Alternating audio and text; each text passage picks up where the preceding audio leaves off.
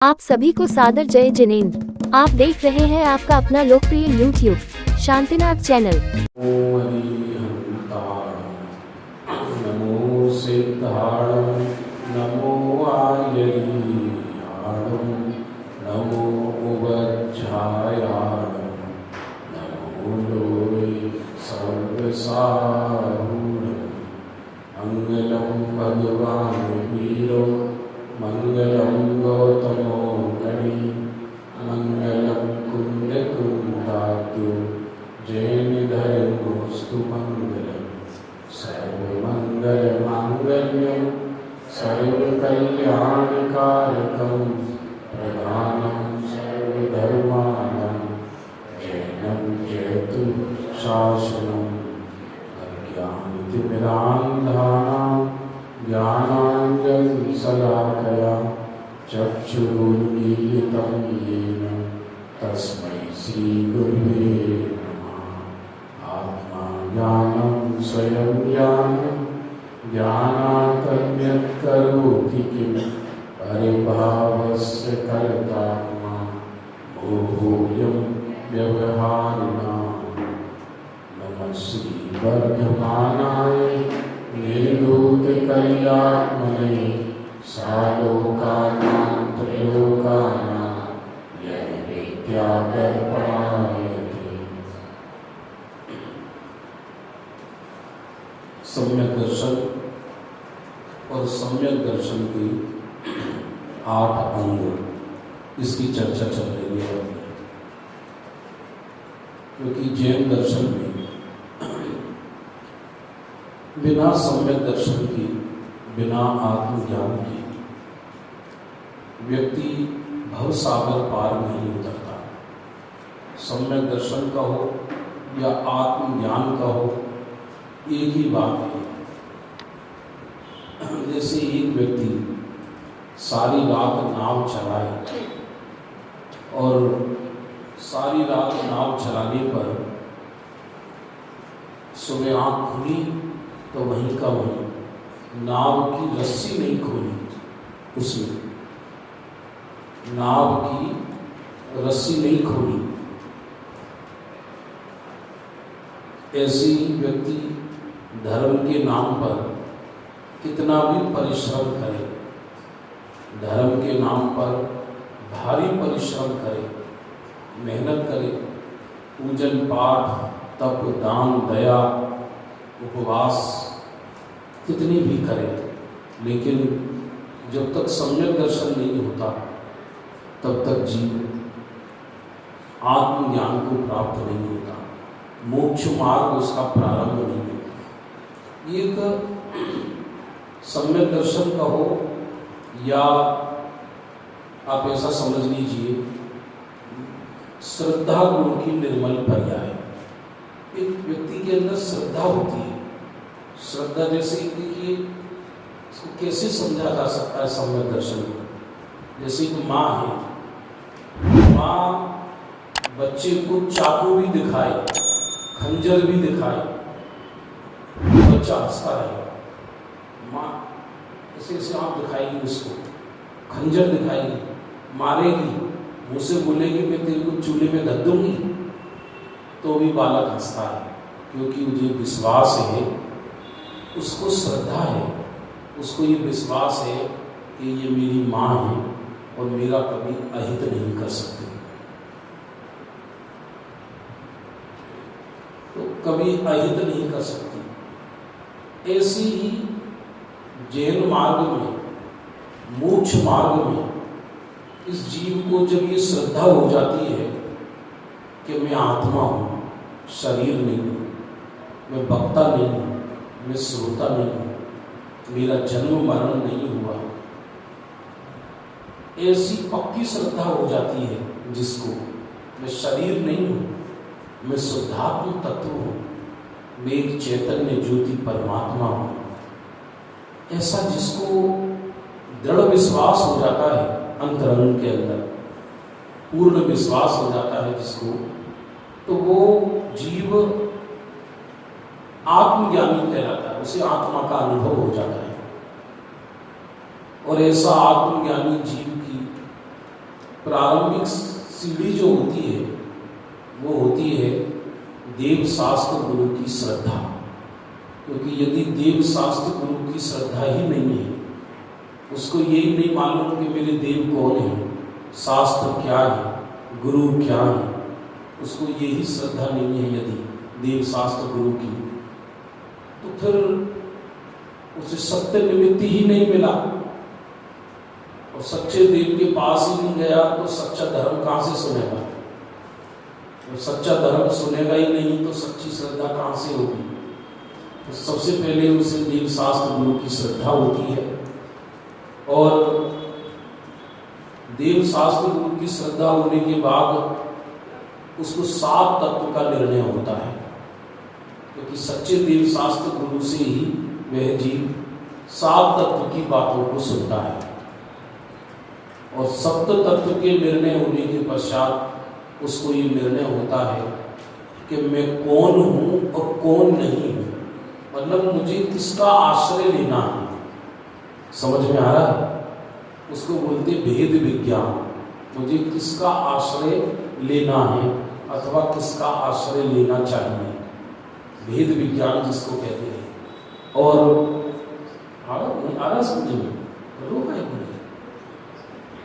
भेद विज्ञान, फिर पहले देव शास्त्र गुरु का निर्णय, इसके पश्चात 7 तत्व का निर्णय, फिर भेद विज्ञान माने 7 तत्व में मुझे किसका आश्रय लेना है, मुझे मेरे जीव तत्व का आश्रय लेना है। फिर उस जीव तत्व जिसका आश्रय लिया बस यही मैं हूं, ऐसी उस आत्मा पर श्रद्धा समर्पित हो जाती है। अनंत काल के लिए आत्मा पर श्रद्धा समर्पित हो जाती है। उसका नाम आत्म दर्शन कहलाता है, सम्यक दर्शन कहलाता है। ऐसा सम्यक दृष्टि जीव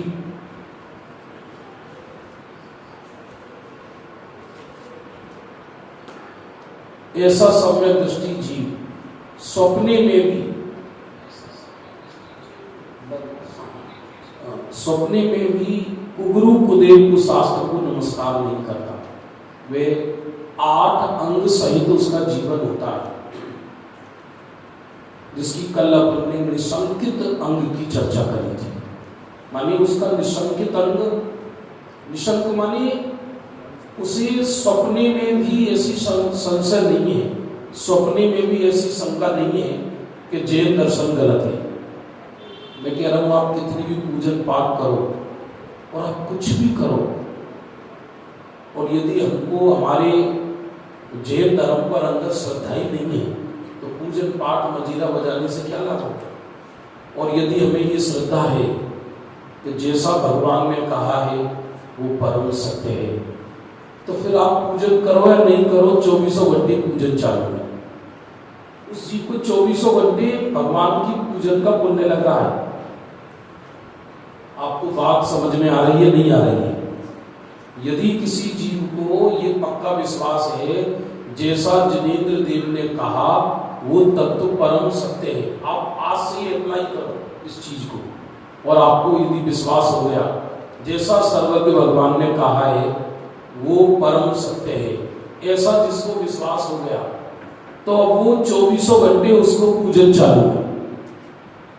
और मंदिर में घंटे आधा घंटा रहे तो कोई फर्क नहीं पड़ रहा, नहीं रहे तो कोई फर्क नहीं पड़ रहा। उसे ये श्रद्धा है कि जैसा भगवान ने कहा वैसा परम सत्य है, तो अब उसको निरंतर आत्मज्ञान का फल प्राप्त हो रहा है। निरंतर आत्मज्ञान का फल, वो मर के स्वर्ग जाएगा नियम से।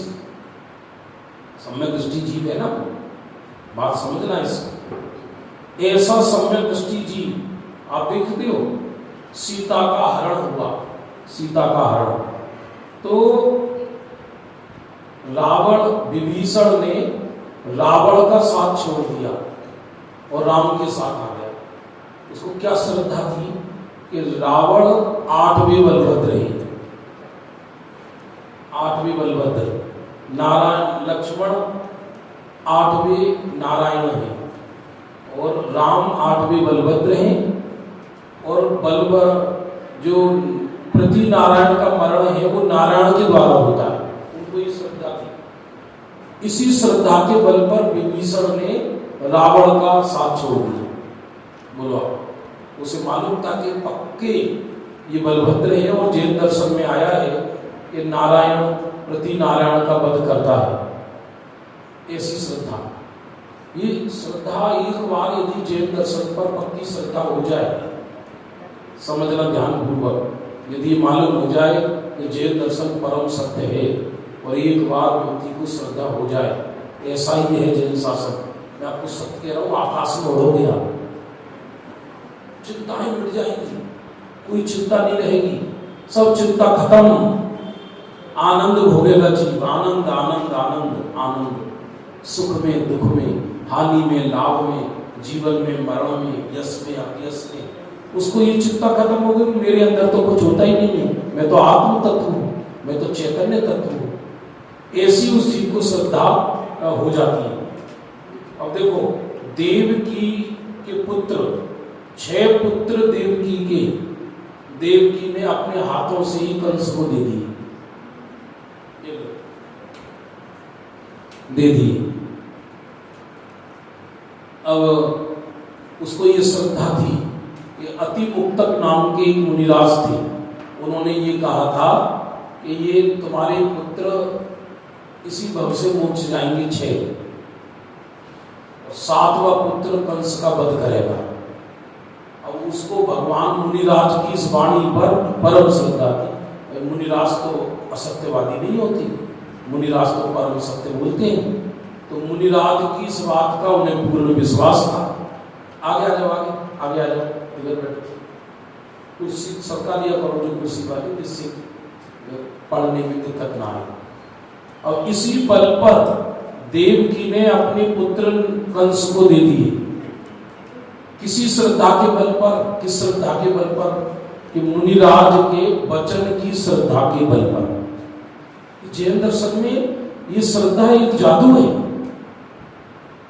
एक बाप है, पिता है, और एक बालक बहुत ऊंचा खड़ा है, और ये स्विमिंग पूल में खड़ा है चट्टान के नीचे, तो बाप कहता है अपने हाथ उठाकर आओ, तो बेटा निर्भय होकर, छोटा सा 2 साल का बेटा कूद जाता है। किस श्रद्धा के बल पर कि ये मेरे पिता हैं, ये कभी भी सपने में भी मरने नहीं देंगे। ये ऐसी एक आत्मा में एक श्रद्धा होती है, एक श्रद्धा जादू है ये श्रद्धा।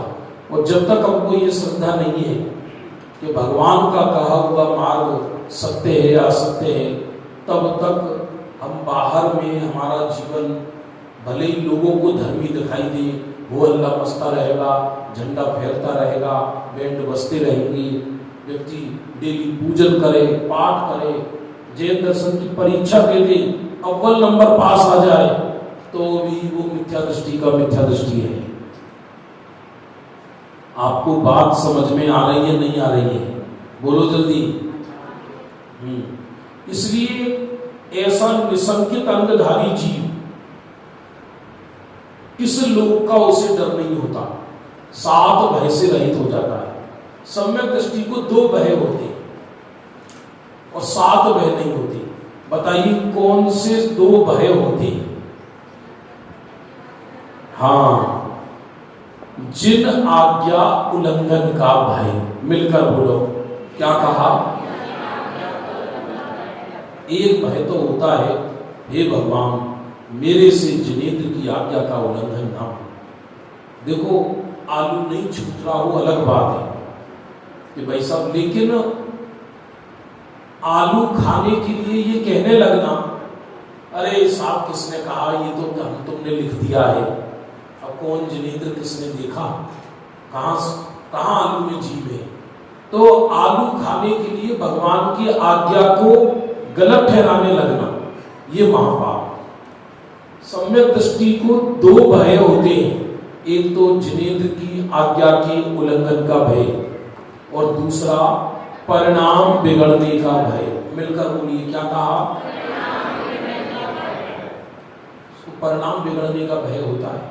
उसको श्रद्धा ये भी है कि आत्मा में परिणाम प्रवेश नहीं करती, मैं तो आत्म तत्व हूं, लेकिन उसको इस लोक का जरा भी भय नहीं होता, जरा भी डर नहीं होता इस लोक का।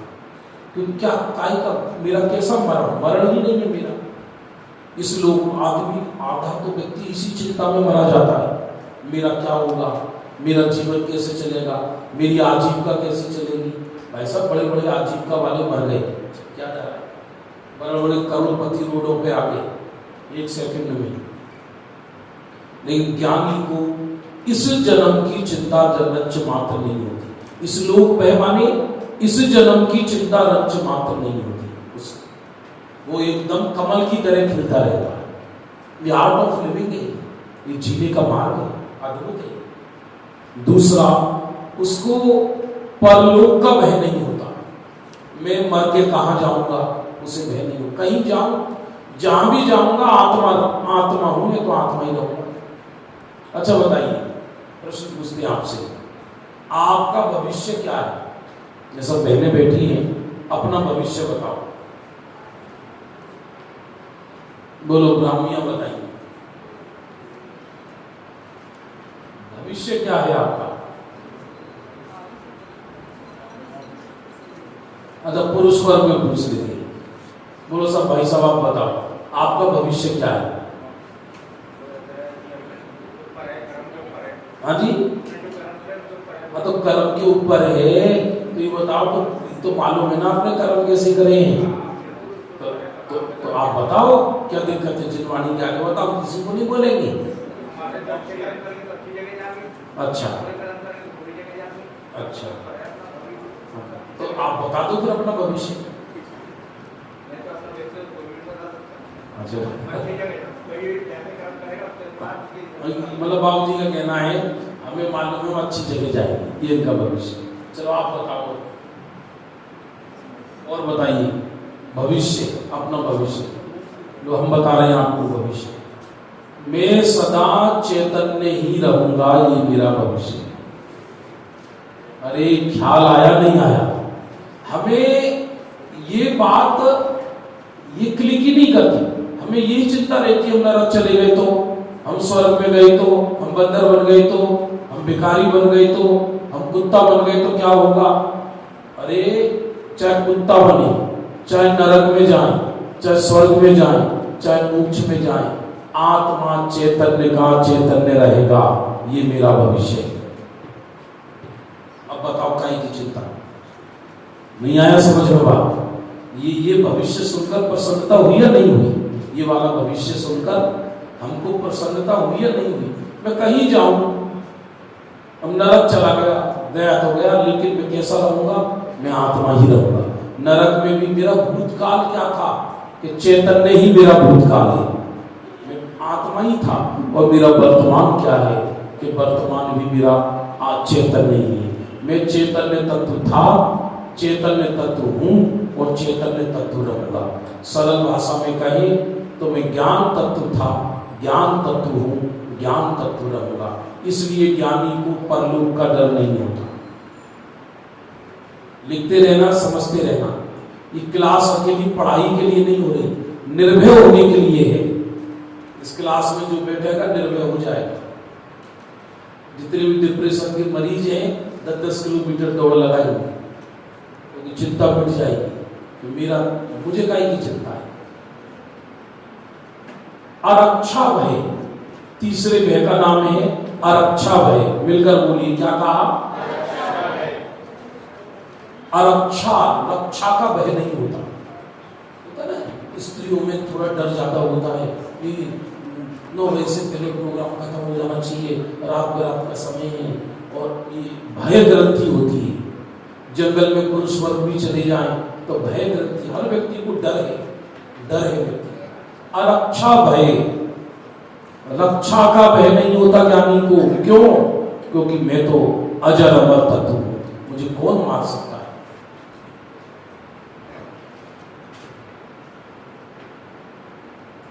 अब हम अमर भई ना मरेंगे, मरे अनंती बार बिन समझे, क्यों कर देह धरेंगे अब हम अमर भई ना मरेंगे।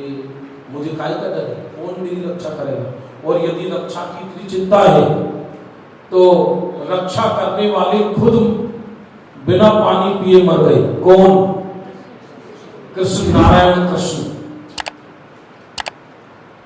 बोलो, जिनकी द्वारिका इंद्र ने बनाई समुद्र के बीच, वही समुद्र का पानी पेट्रोल बन गया। कौन किसकी रक्षा करे? यदि रक्षा कर सकते होते तो भवानंद चक्रवर्ती की कन्या, मैं बहुत एग्जाम्पल देता हूं, दिमाग में बैठा हुआ मेरे, 42,000 भाई थे उसके। कितने? 42,000 भाई थे। 3,000 वर्ष की उम्र थी। अनंग सहा नाम था और चक्रवर्ती पिता था। 96,000 मां, 42,000 भाई और चक्रवर्ती की कन्या। विद्याधर हरण करके ले गया और डर की वजह से जंगल में छोड़ दिया। चक्रवर्ती पिता अपनी बेटी को नहीं खोज पाया।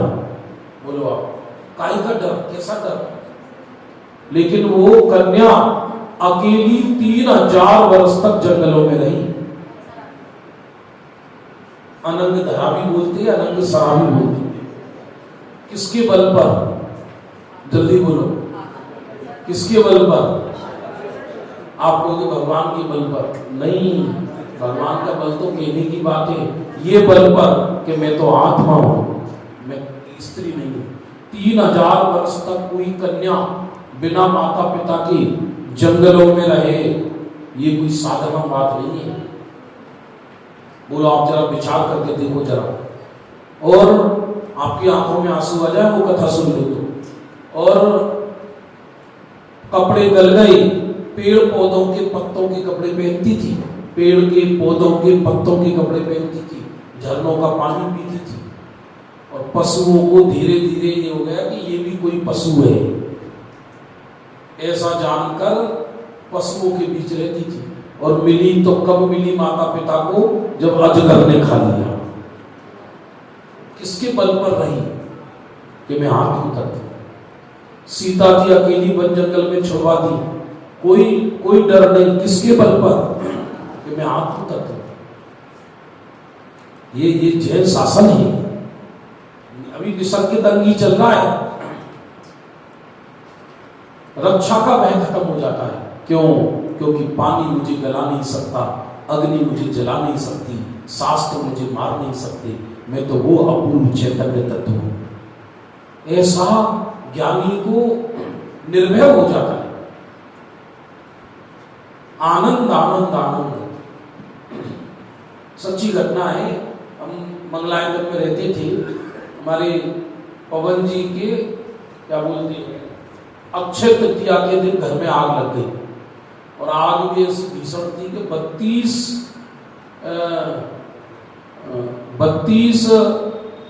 फायर ब्रिगेड ने 6 घंटे तक आग नहीं बुझाई पाई।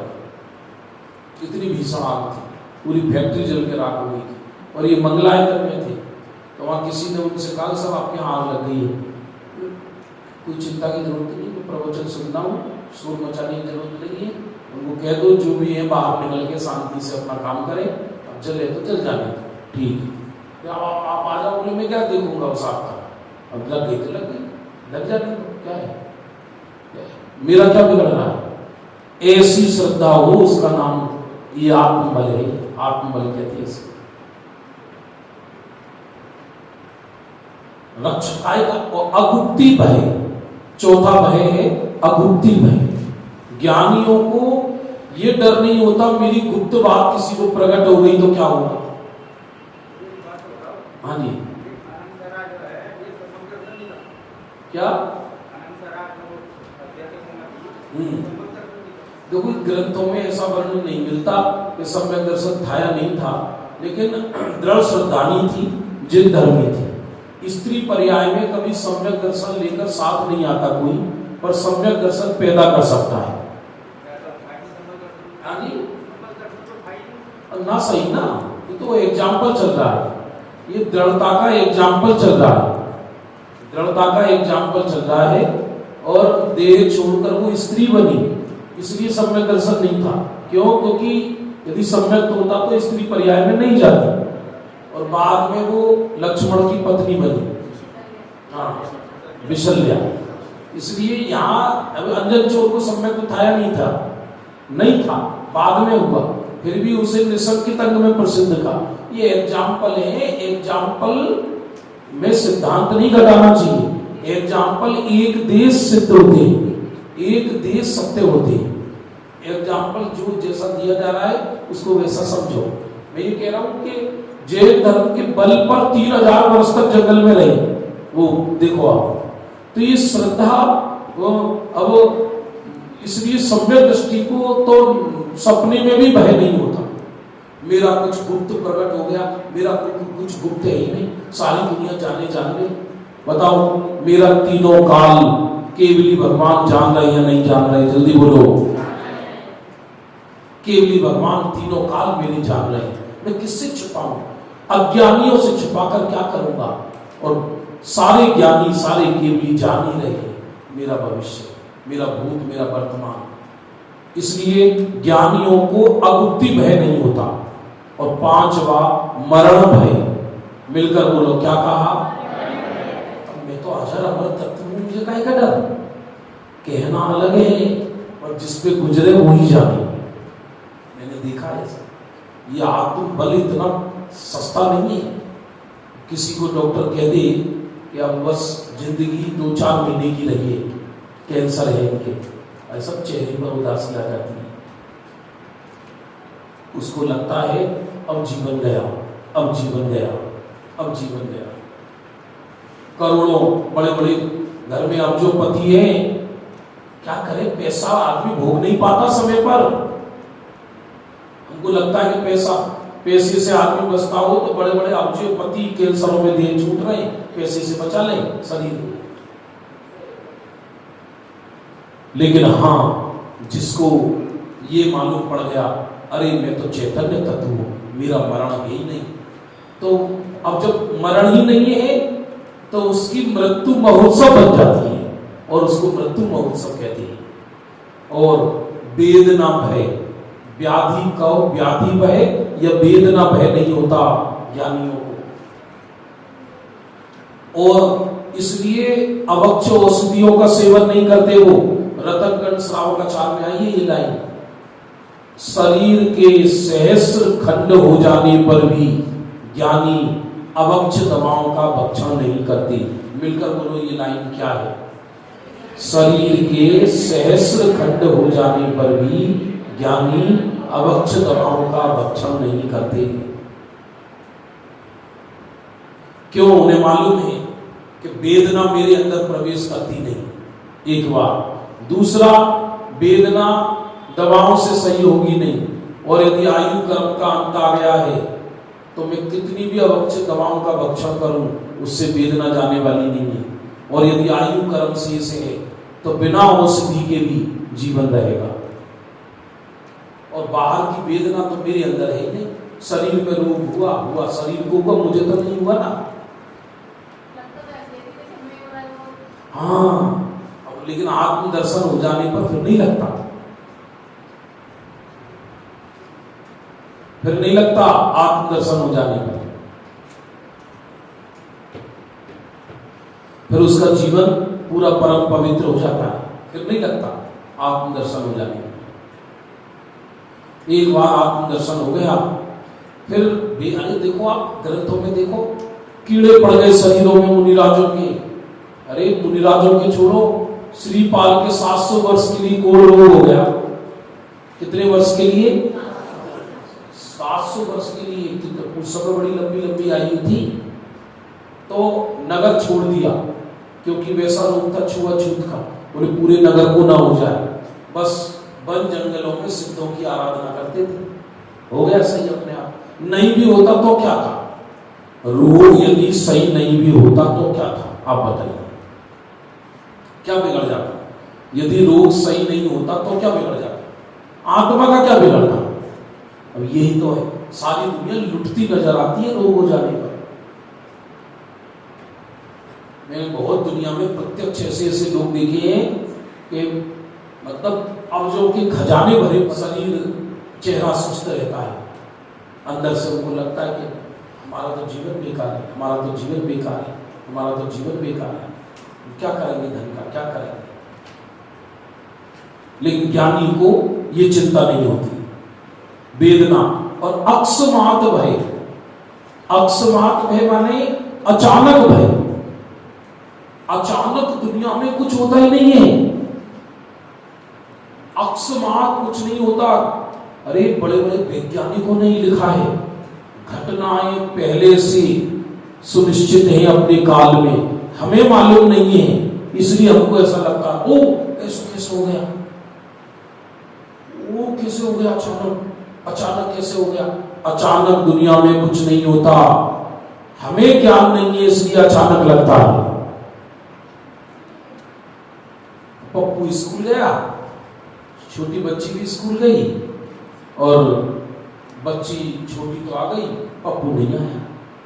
अब माँ तो घबरा गई, कहाँ है छोटी से, तुम तो साथ गए थे, कहाँ गए। नहीं पप्पू तो अभी उतरा था, तो कहाँ गया। पूरा घर खोज लिया, कहीं नहीं मिला।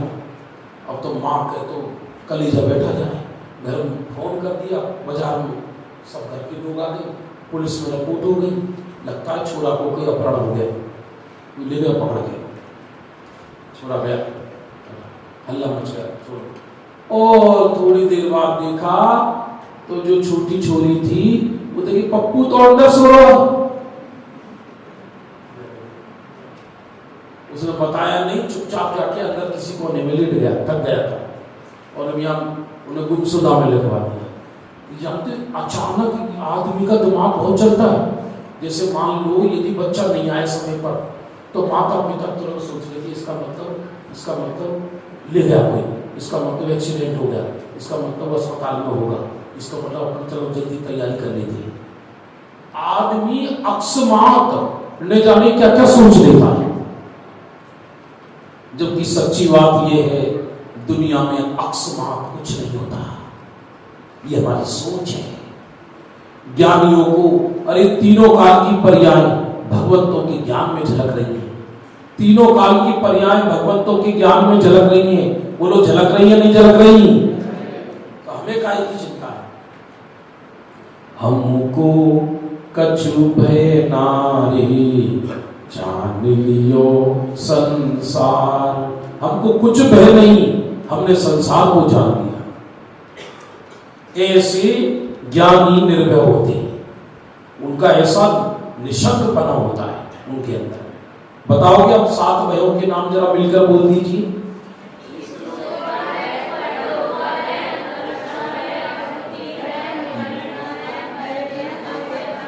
अकस्मात भय, ये 7 भय नहीं होते। और अब आगे चर्चा आती है निशंकित अंग की, दूसरे गुण की, निकांक्षित। ज्ञानी आकांक्षा नहीं करता, सुखी होने के लिए किसी पर पदार्थ की आकांक्षा नहीं करता। देखो स्वामी समंत भद्र निकांक्षित गुण की क्या परिभाषा कहती है। इंद्रिय जनित सुख में सुख पने को आस्था रहित जो श्रद्धान, वह अनाकांक्षा नाम का सम्यक्त्व का गुण भगवान ने कहा है। फिर से बोल रहा हूं, इंद्रिय जनित सुख में सुख पने की आस्था नहीं होना, सीधी बात है। इंद्रिय जनित सुख में सुख पने का भ्रम मिट जाना, और जगत के किसी भी पदार्थ में सुख की वांछा नहीं होना, और धर्म करके सुख नहीं, लौकिक सुख की वांछा नहीं करना, परमाणु की भी वांछा नहीं करना, उसका नाम है निकांक्षित। सरल भाषा में कहें तो दुनिया में से सुख बुद्धि चली जाना, जगत में से सुख बुद्धि नष्ट हो जाना, इसका नाम है निकांक्षित अंग। मिलकर बोलो क्या कहा। संसार से, शरीर से, भोगों से सुख बुद्धि खत्म हो गई। अब जिसकी सुख बुद्धि खत्म हो गई वो काहे को सब का कचरा ढोएगा।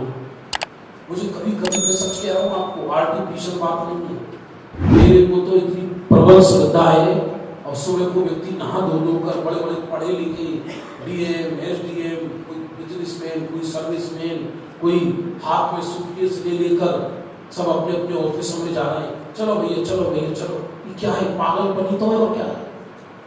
वो अपने को चतुर समझ रहे हैं। क्या है? इस मिट्टी की बहुत बड़ी धरती पर या 2.5 मन की लाश को लाद कर आदमी इधर उधर भागा फिर रहा है। अब इनसे पूछो, इससे आत्मा की क्या सिद्धि है? इससे सुख की क्या सिद्धि है? बताओ जरा। ये चींटियां होती है ना, चींटियां। इन चींटियों को लेंस से देखो तो ऐसा लगेगा बहुत भारी प्रोजेक्ट पे काम कर रही है। हाँ, लंबी लाइन से जा रही है और पीछे एक चींटी सीधे एकदम चलिए चलिए चलिए चलिए, लंबी लाइन लगी है। ऐसा लगता है इनका ठेकेदार इनसे काम पल्लेदारी करा रहा है और वो डाल के आ रही है, दौड़ लगा रही है, चल जल्दी, तू चल मैं आई, तू चल मैं आई, ऐसा। और लेंस से देखो तो ऐसा लगता है कि बहुत बड़ा मिलकर सरदार सीटी बजा रहा है। चलो सामान, चलो अब तुम दूसरी लाइन लगा के जाइए, चलो एक वापस लो आगे, चलो। ऐसा लगता है बड़े भारी प्रोजेक्ट पे काम कर रहे हैं और आप लेंस को हटा लो तो हमें चींटियों का कोई जीवन लगता है क्या? लगता है क्या? ऐसी समझना, जैसे चींटियों का किया गया कार्य हमको धूल और मिट्टी जैसा लगता है, वैसे ही हमारे जो किए गए कार्य हैं सुबह से शाम तक के, ये सब ज्ञानियों के लिए धूल जैसे हैं, चींटियों जैसे हैं। आपको बात समझ में आ रही है नहीं आ रही है? जो हम चिंताओं में मरे जा रहे हैं ना, अरे और भले ही वो लौकिक प्रोजेक्ट हो या धार्मिक प्रोजेक्ट हो, सब चींटियों जैसे हैं। 2 पल की तो पता नहीं है, सुबह से शाम तक 150 बार खांसता है, एक चढ़ते समय 100 बार हाय राम बोलता है, सांस ढंग से आ नहीं रही, शुगर का रोग अलग है, ब्लड प्रेशर अलग है, तरह तरह के रोग हैं, हड्डियां कीर्तन कर रही हैं, मरा जा रहा है, चरल शरीर बोल रहा है और प्रोजेक्ट लाद राखी सर पर।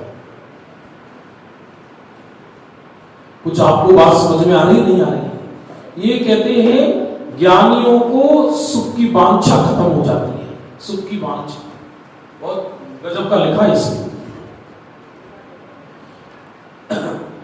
ब्रह्मदेव सूरी क्या लिखते हैं द्रव्य संग्रह ग्रंथ में? इस लोक और परलोक की तृष्णा रूप भोग कांक्षा निदान का त्याग ज्ञानियों को होता है। ज्ञानी निदान नहीं करते। निदान माने मेरे साथ जीवन में ऐसा हो जाए, ऐसा हो जाए, ऐसा हो जाए।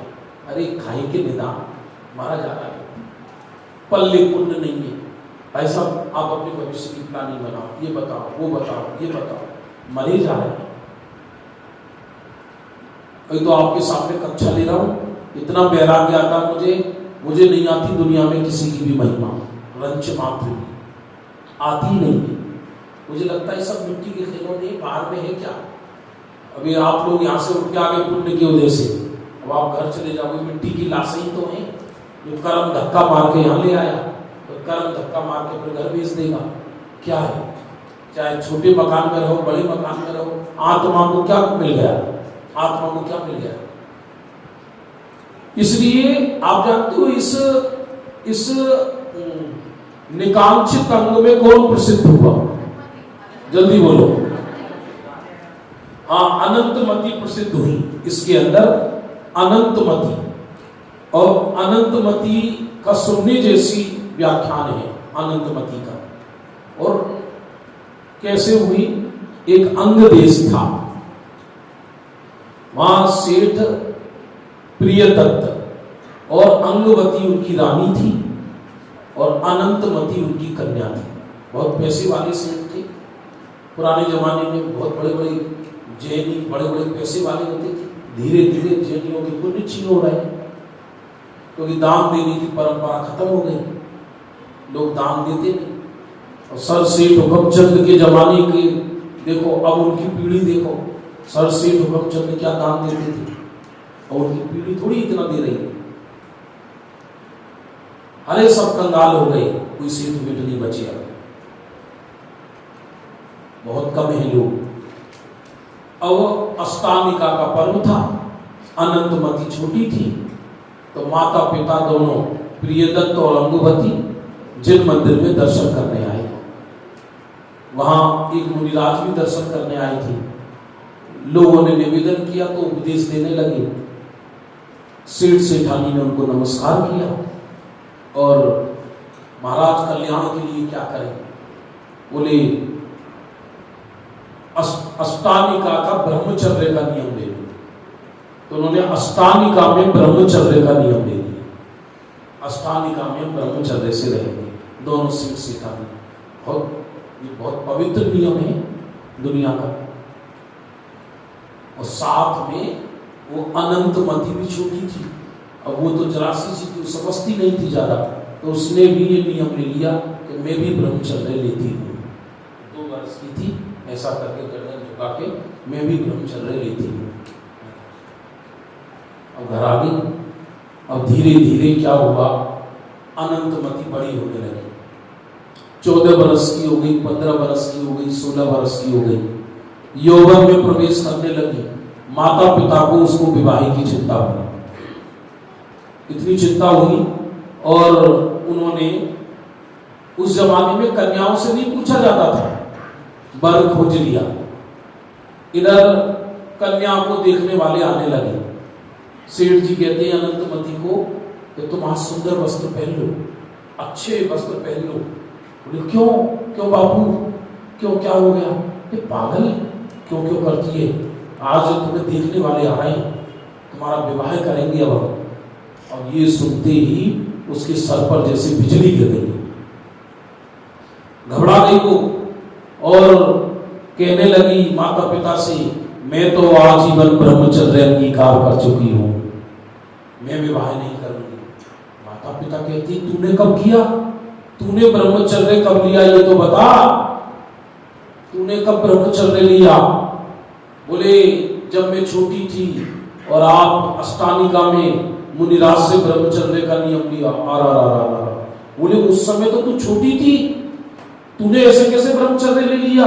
बोले मैंने तो ले लिया ब्रह्मचर्य, और मैं तो मन से ब्रह्मचर्य पालती हूँ और मैंने आजीवन ब्रह्मचर्य लिया है। मैं प्राण जाने की कीमत पर भी ब्रह्मचर्य नहीं छोड़ सकती बापू, उनको खबर कर दो यहाँ ना आए, मैं विवाह नहीं कराऊंगी।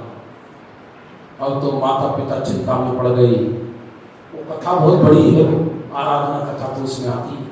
फिर वो मुनिराज को उल्हाना देने गई, कन्या को हाथ में पकड़ के। हम मुनिराज से पूछते जाकर, हमारे बिना पूछे हमारी बेटी को ब्रह्मचर्य क्यों दिया? रास्ते में अलग अलग घटनाएं मिली। एक के हाथ काटे जा रहे थे चोर के, तो बोले क्यों काटे जा रहे थे? चोरी के कारण। ऐसी एक को फांसी दी जा रही थी, क्यों दी जा रही है? कि कुशील के कारण। तो कन्या कहती है कि बापू मैंने यही तो ब्रह्मचर्य लिया है कि मैं फांसी पे ना चढ़ूं। बोले चलो उल्हाना देने तो चलेंगे, उल्हाना देने चलेंगे। अब महाराज के पास पहुंचे, जाकर महाराज से कहा तुमने हमारी बेटी को ब्रह्मचर्य क्यों दिया? बोले कब? बोले 16 साल पहले। क्यों दिया? बोले मैंने तुम्हारी बेटी को ब्रह्मचर्य नहीं दिया, मैंने तो अपनी भांजी को ब्रह्मचर्य दिया, क्योंकि पूर्व जन्म में वो मामा भांजे थी, मामा भांजी। बोलो ये दुनिया बड़ी विचित्र है। ये बहुत, मैं तो कहता हूं जिनको पुनर्जन्म और आगे के जन्म का विश्वास नहीं है, वो जैन धर्म पाल ही नहीं सकते। ये जैन धर्म परम सत्य है, परम सत्य है जैन दर्शन। बाद में माता पिता वापस ले आए। इतनी सुंदर थी वो कि एक विद्याधर उसकी सुंदरता पर रीझ कर उसे उठाकर ले गया, अनंतमती को। लेकिन बाद में डर की वजह से, अपनी पत्नी की डर की वजह से एक जंगल में छोड़ दिया, और जंगल में छोड़ दिया, और जंगल में सुंदर कन्या को देखकर भील राजा उठाकर ले गया।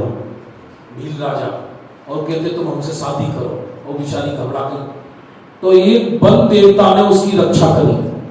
फिर उसको जंगल में से बंजारे उठाकर ले गए, चंडाल लोग, और चंडालों ने जाकर वेश्या को बेच दिया। जो चंदनवाला की कथा है, ऐसी अनंतमती की कथा है। बोलो आप, ये बड़े बड़े धर्मी शीलवती कन्याएं वेश्याओं के हाथों बिक रही है, वेश्या के हाथ। लेकिन धर्म की प्रबल श्रद्धा है कि मैं आत्म तत्व हूं, मेरा कोई नहीं बिगाड़ सकता दुनिया में कुछ नहीं। ये जिसको प्रबल श्रद्धा है उसको कौन मारे, उसका कौन बिगाड़ करे। इधर वेश्या के यहां बिकी, वेश्या ने जबरदस्ती उसको ढकेलना चाहा धंधे में, तो उसने कहा मैं मर जाऊंगी, मैं जहर खा लूंगी, मैं प्राण त्याग दूंगी। तो डर की वजह से वेश्या ने जंगल के एक सिंह राजा को दे दी। फिर दोबारा जहां से निकली वहीं पहुंच गई।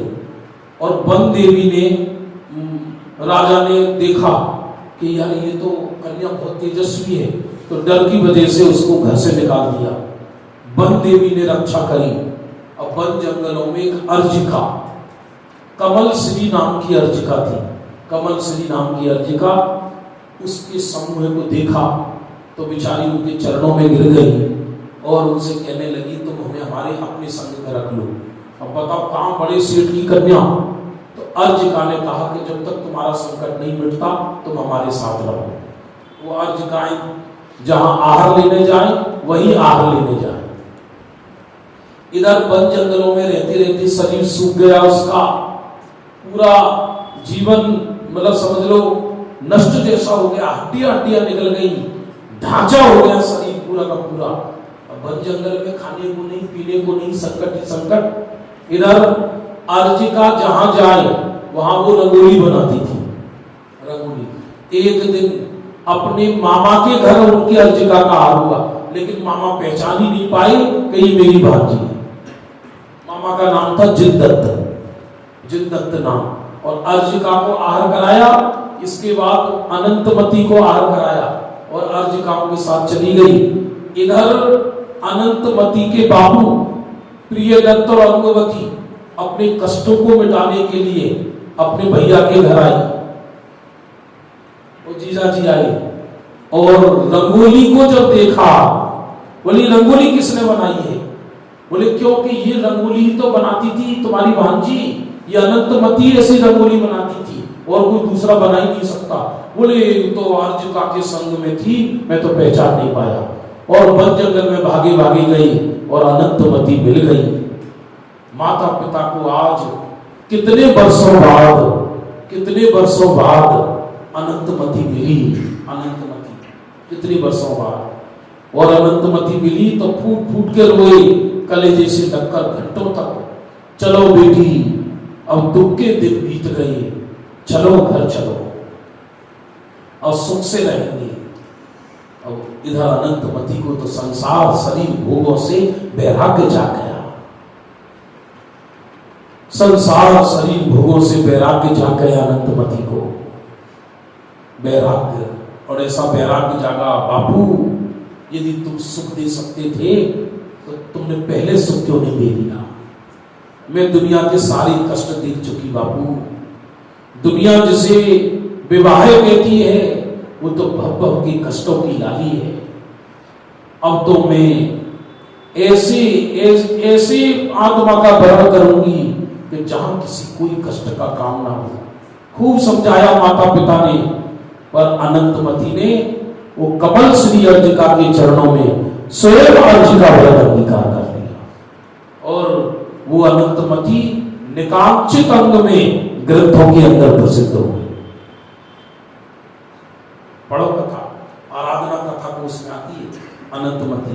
ये जो कथाएं हैं ये परम सत्य हैं और ऐसा नहीं है कोई झूठी बात है।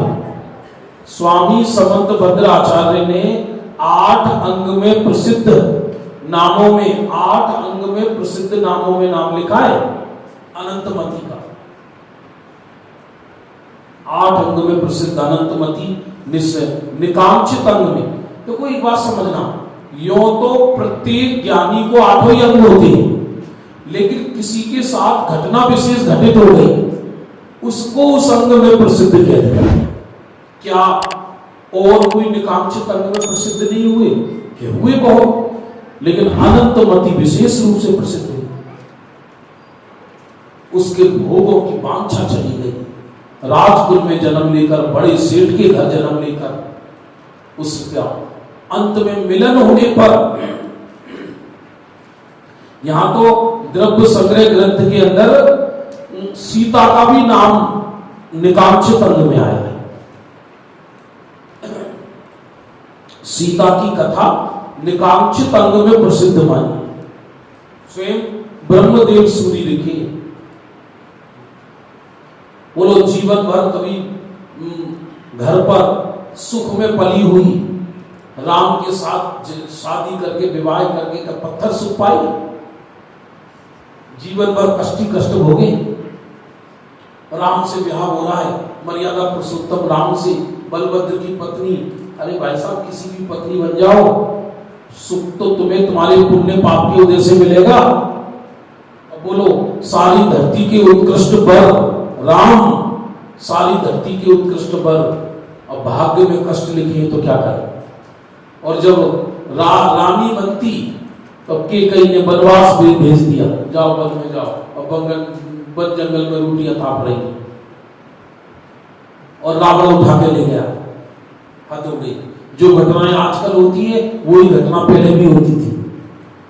रावण उठा के ले गया सीता को, और कथा भी बहुत है पुरानी, सीता को क्यों ले गया, क्योंकि 9 भाव से रावण सीता को चाहता था। कितने भावों से, और सीता नहीं चाहती थी। एक भव में तो सीता, लक्ष्मण जो थे वो सीता के पिताजी थे, पुरोहित, इसलिए इस भव में वो देवर बने, इसलिए लक्ष्मण को सीता माता जैसी लगती थी। और इधर अग्नि परीक्षा हुई, लव कुश का जन्म दिया बिना राम के, तो जिस स्त्री के गर्भ में युगल जोड़ा पल रहे हो और उनका पति उनको जंगल से घर से निकाल दे, वो कितना कष्ट होता होगा, जरा कल्पना कर। इससे भारी कष्ट दुनिया में और क्या होगा। जंगल में माने गर्भवती स्त्री जंगल में, और युगल बच्चे जिनके गर्भ में हो, और घनघोर जंगल में छुड़वा दे, वो भी पति।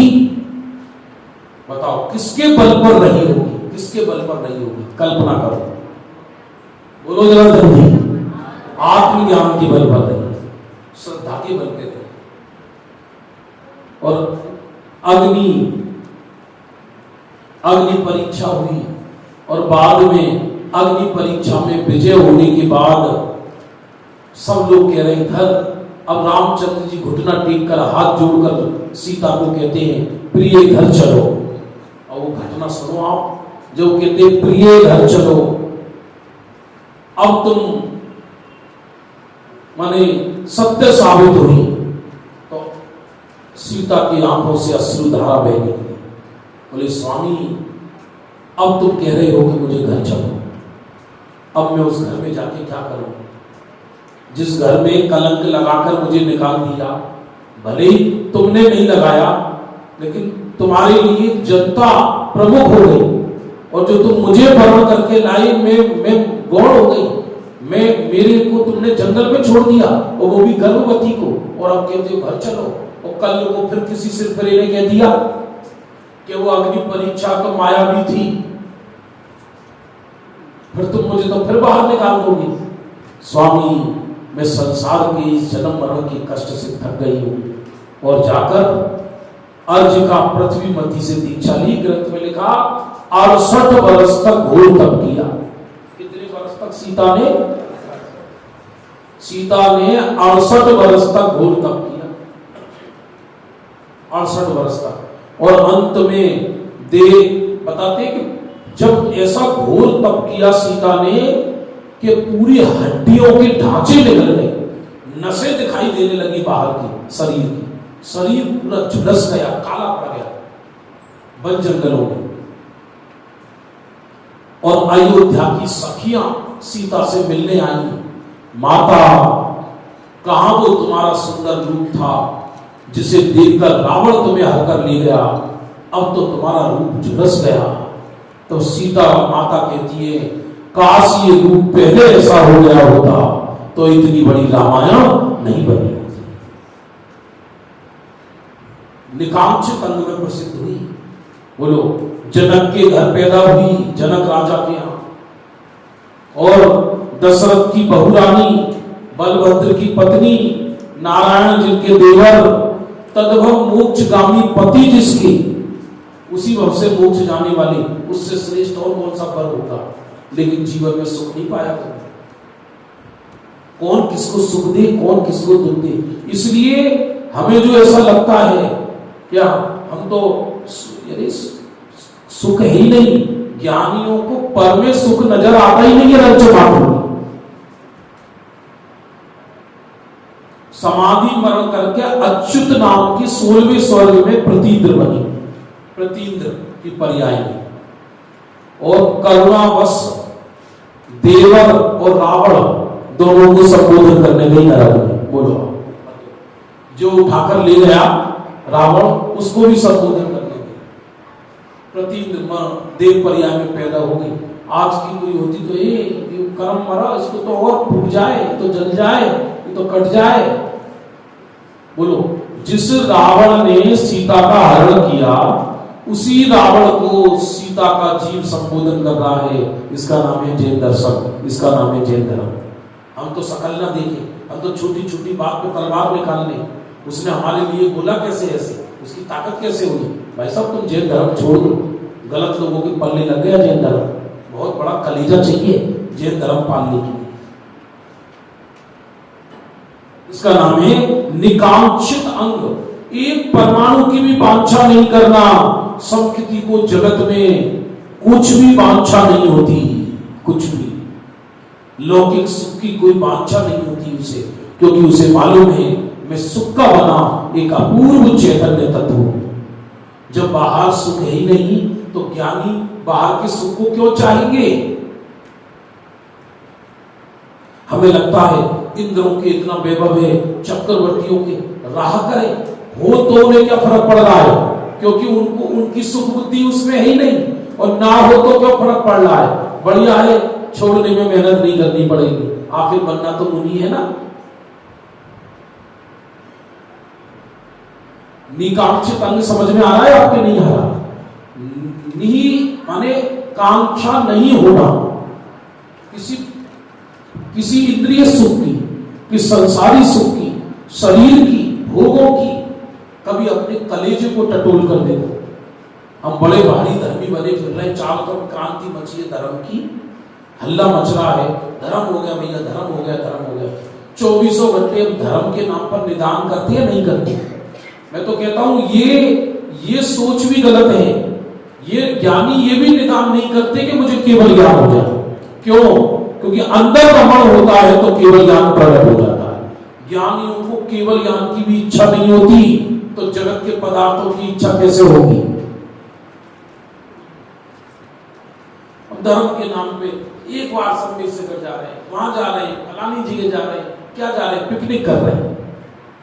पिकनिक की सिवा और क्या बता, होटलों में बैठे चाय की सुर्खियां चल रही हैं एकदम। हाँ साहब, आनंद हो गई, आनंद हो गया, यात्रा हो गई, यात्रा पथरा हो गई। काय की यात्रा हो गई, पाप कमा के आई आप, काय की यात्रा हो गई। कांक्षा, कांक्षा धर्म के नाम। हे भगवान, एक बार इस जन्म में प्रभु और कुछ वांछा नहीं है। हम जो सोच रहे थे प्रभु एक बार चक्रवर्ती बन जाते, 96,000 रानियां होती। ये भगवान देव तो बन ही जाएंगे, हमने सुना है देवों के 32 होती है कम से कम। एक बार ये प्रभु और कुछ वांछा नहीं है। एक बार अपन सोच रहे नारायण बन जाते, हे भगवान हम विदेश क्षेत्र आ जाएं तो प्रभु के साक्षात दर्शन मिल जाएंगे, फिर निर्वाण चले जाते। ये भोगों की वांछा है, धर्म की वांछा नहीं है। हम सब सुविधावादी हो गए हैं धर्म के नाम पर। जहां सुविधा हो वहां हम धर्म पालने को तैयार है, लेकिन जहां सुविधा नहीं है वहां धर्म पालने को तैयार नहीं। सुबह से शाम तक फैक्ट्री में, दुकान में, मकान में ऐसा जमा हुआ है मकड़ बुक्का की तरह। क्या करे, नरक आयु का बंद हो जाता है, उससे ज्यादा निकलने का भाव नहीं आता उसका वहां से। लेकिन जिसको ये निकांक्षित अंग समझ में आ जाए, जिसको ये समझ में आ गया मैं तो चैतन्य मात्र तत्व हूं, उसे जगत की सारी वांछाएं खत्म हो गई, इच्छाएं मिट गई।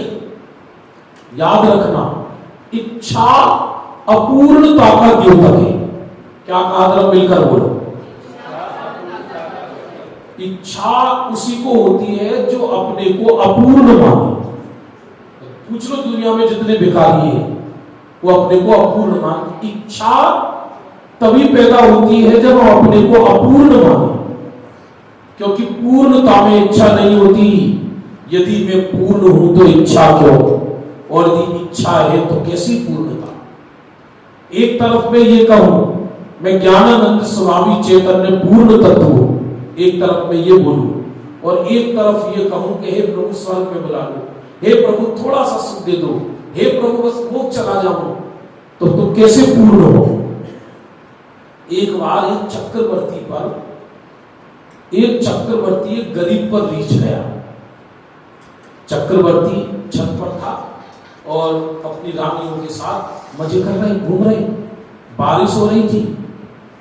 तो एक गरीब आदमी लकड़ी बीन रहा बारिश में। तो चक्रवर्ती की पटरानी चक्रवर्ती से कहती, महाराज देखो हमारे गांव में एक व्यक्ति इतना गरीब शहर में बारिश में लकड़ी बीन रहा है, इसकी गरीबी दूर करो, अपने को शोभा नहीं देता आपके राज्य में कोई इतना गरीब हो। तो चक्रवर्ती ने कहा ठीक है बुला लो उसको। तो उसको बुलाया, पति पत्नी दोनों आए। पहली बार चक्रवर्ती के दरबार में घबरा गए, हाथ कांप रहे एकदम। चक्रवर्ती ने क्यों बुलाया, बोलो क्या चाहिए, क्या चाहिए। अब किसान जो लकड़ी बीन रहा, बेचारे भोले भाले होते हैं, उनको क्या चाहिए।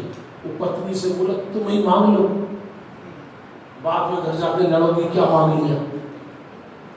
चक्रवर्ती प्रसन्न हुआ है, अब तुम्हें जो चीज की जरूरत हो, नहीं तुम मांग लो, नहीं तुम मांग लो, नहीं तुम मांग लो।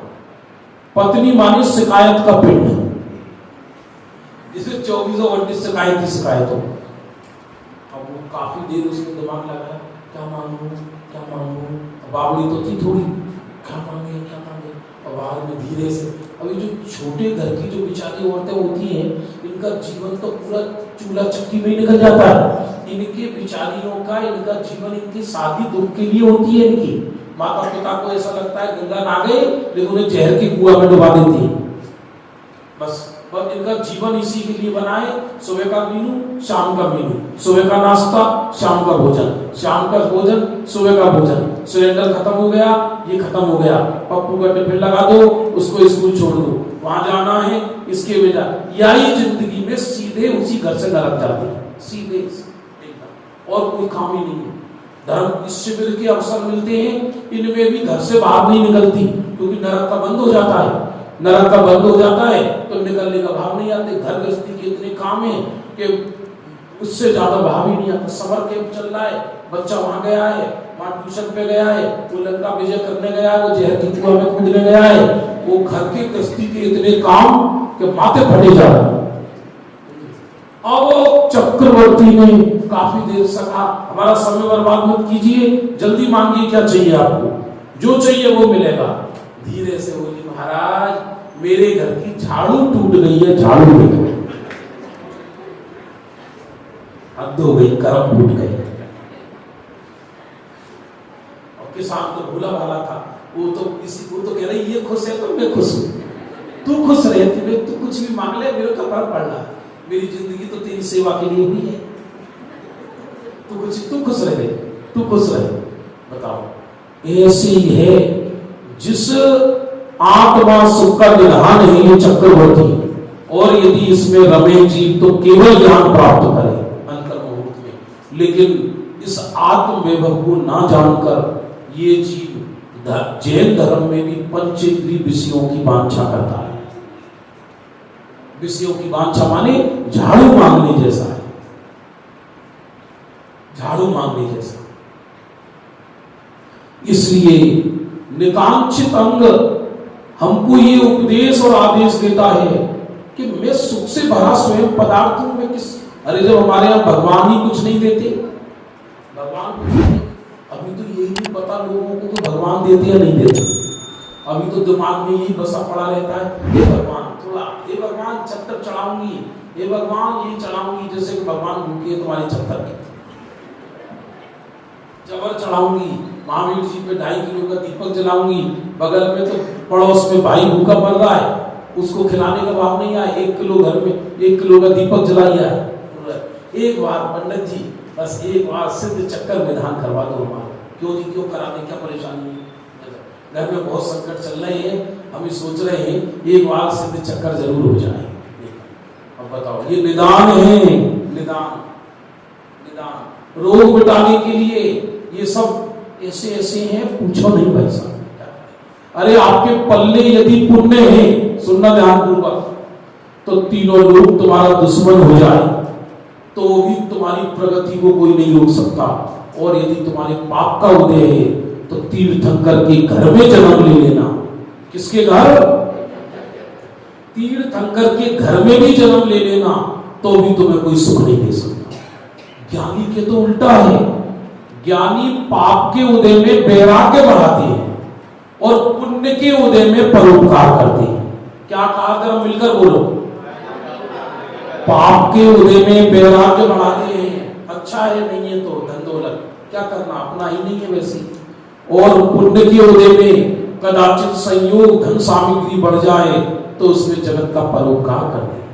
अज्ञानी परिग्रह बढ़ जाने पर आप ध्यान करते हैं और पाप का उदय आने पर आप ध्यान करके नरक निगोड़ आदि चले जाते हैं। ऐसा क्यों हुआ हमारे साथ? हमारे पंडित जी हम क्या करें?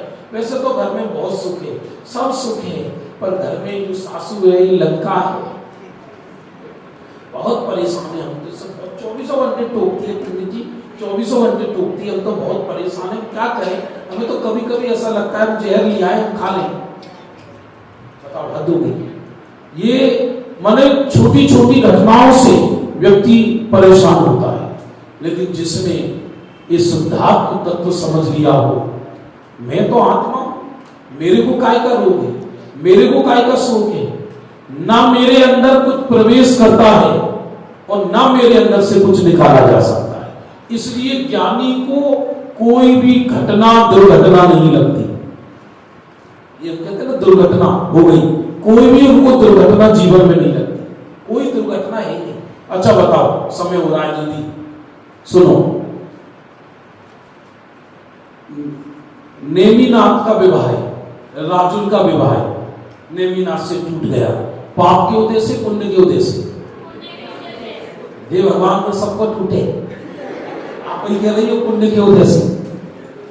अति हो गई।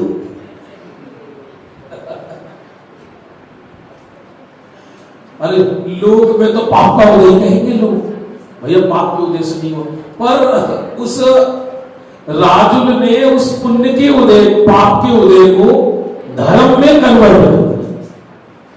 काय की दुर्घटना है दुनिया में? ना कोई दुर्घटना है, ना कोई सुघटना है, ये तो हमारी सोच है।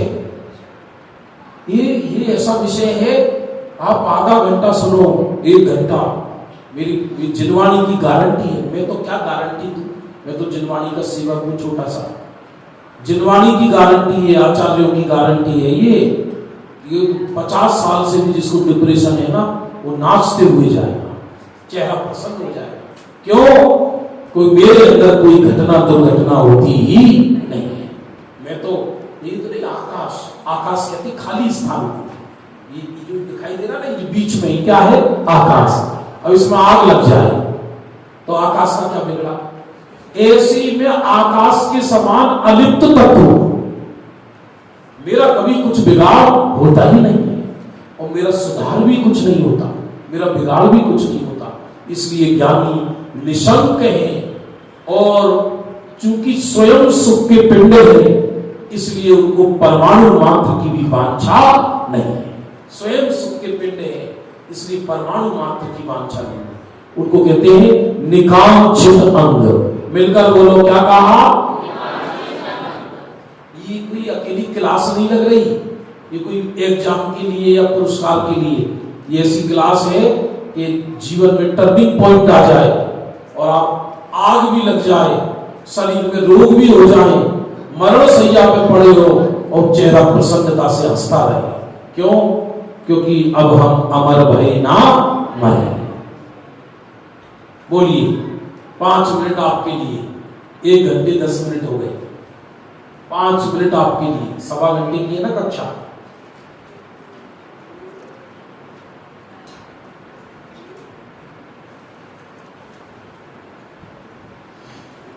निसंकित अंग में ब्रह्मदेव सूरी ने 2 व्यक्तियों का उदाहरण दिया था। बोलो कौन का है? जल्दी हाथ उठाइए। निशंकित, निकांक्षित नहीं कह रहा, निशंकित अंग कह रहा हूं। चलो हाँ बोलो। हाँ आप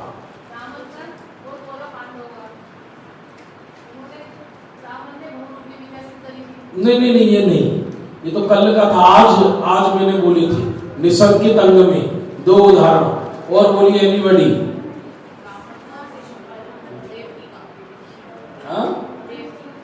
क्या मतलब पूरा क्लियर करो ना उसको।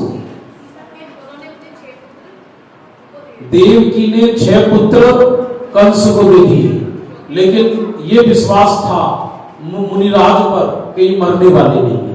दूसरा